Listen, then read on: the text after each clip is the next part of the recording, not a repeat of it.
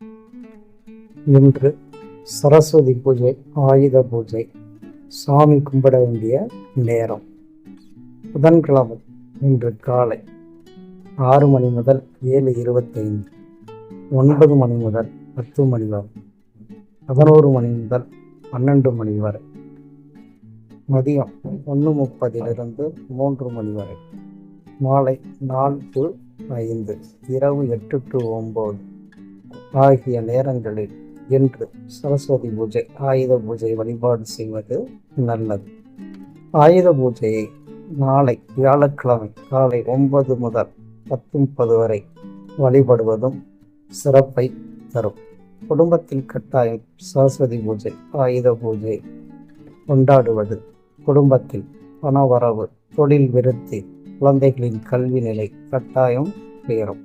அதனால் இன்றும் நாளையும் சரஸ்வதி பூஜை, ஆயுத பூஜை வழிபட்டு நல்ல முறையில் உங்கள் குடும்பம் சிறக்க வாழ்த்துக்கள்.